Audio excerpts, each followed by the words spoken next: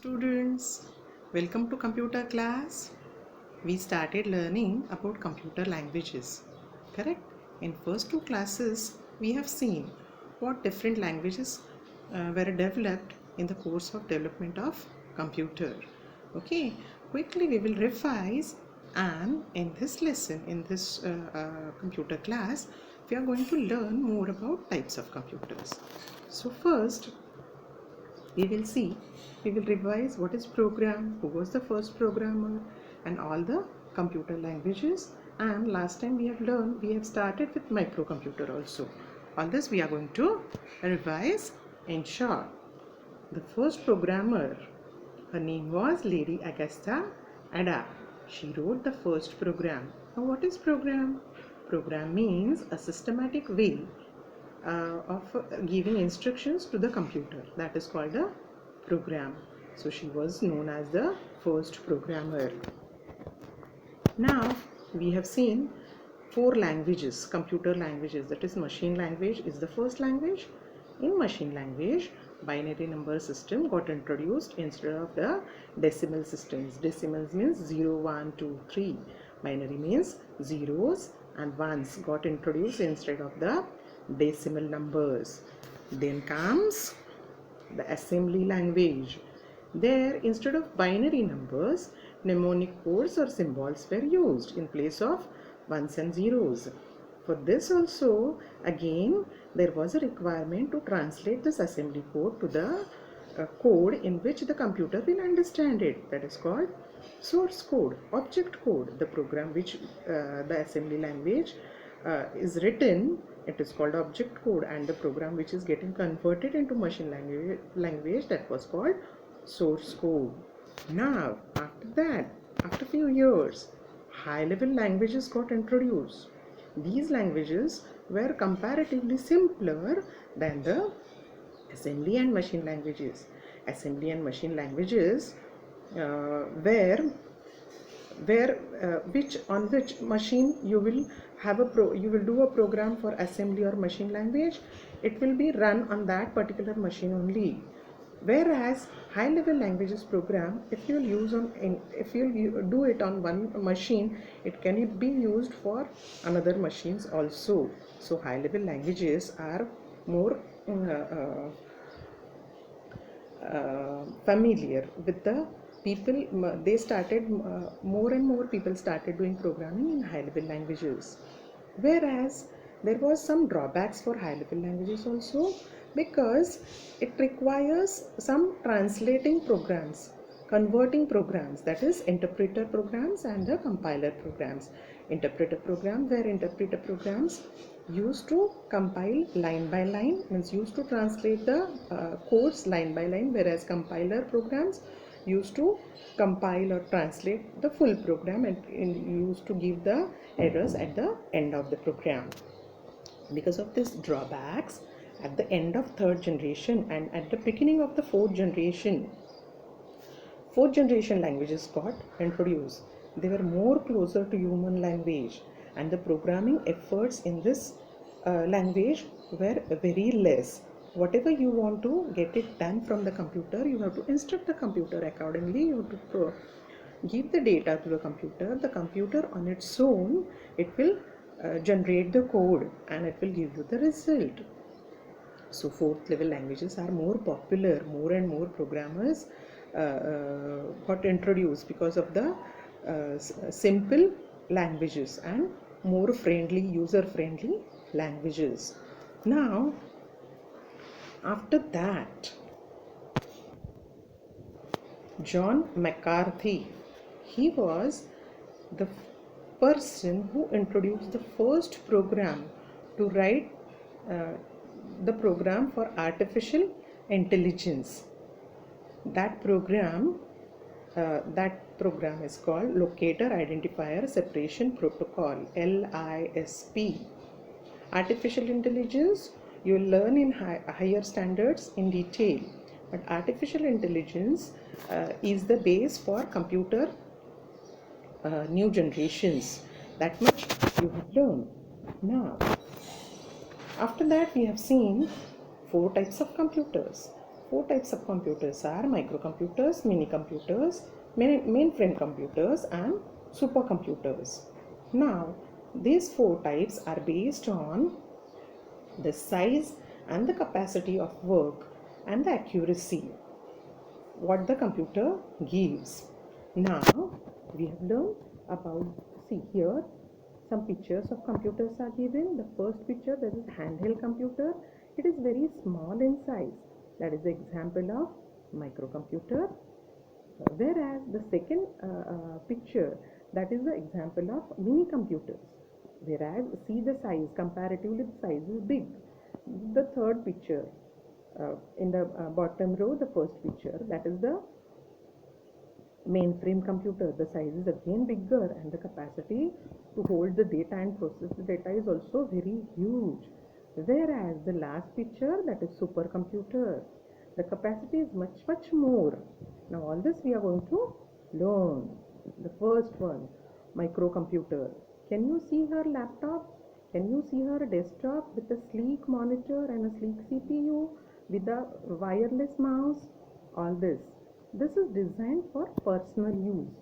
So it is called mic, and the size of these computers are very small compared to other types of computers. If you will see, the examples are Commodore 64 IBM PC, and the types are desktop, laptops, or handheld computers. The capacity to hold the data and process the data is comparatively less if you will compare it with other types of computers. Now all this we have learned in earlier chapters. Now we'll see the next, that is mini computers. Why it is called mini? The size is not small.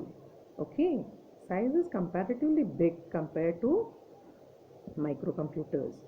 The examples of this is PDP-8 computers. The picture is given here, and on the left hand side it is given VAX computers. These are the names or the examples of mini computers. If you will see, they have higher processing speed and higher capacity to hold the data. They are used in banks, universities, and big organizations. If you will see, comparative to microcomputers, the size is big, whereas the capacity to hold the data, size is big because the capacity to hold the data is big. Processing data is also huge. That's why. Now we will turn to next, that is mainframe computers. See the example, IBM Z series computers. They are very huge in size because their capacity is comparatively more than the mini computers. If you will see, this big size memory, because large memory and high speed, they are designed to tackle huge amount of data. More than 1000 users can use it at a time. Simultaneously, more than 100 users, 1000 users, they can use the computer at a time. If you will see, in large organizations, universities, banks, scientific laboratories, airline and railway ticket reservations, stock exchange markets, where they are dealing with a huge data, these types of computers are used because of their high speed and the huge capacity to hold and process the data and to give the accurate result in very short period of time. Okay, you must have experienced railway booking or airline bookings. If you'll go to bank, all the banks are getting connected, all the branches of the same bank are getting connected, and if you'll inquire anything about your bank account in one branch, you will get all the information through the connection of these computers. Their mainframe computers are used in railway, and in airlines bookings also mainframe computers are used. Okay, now the fourth one, supercomputers, means like a superman who is having more and more capacity, or it can do very good work. So super word is used. The examples are C-Ray 1 and ETAA10. These are the examples. Now if you will see, the capacity and to hold the data and process the data is much more compared to mainframe computers, and they are most powerful computers with a huge processing speed. These computers are used for weather forecasting and space research, satellite control, etc. The examples: C-Ray 1, C-Ray 2, Param, ETA, A10, etc.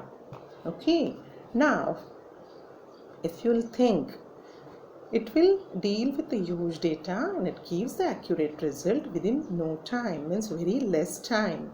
So it is called like a Superman. All of you know what the activities the Superman used to do, correct? Now there are a few supercomputers we are going to see. Now which are they? Tihani 2. This is the world's fastest supercomputer in 2013.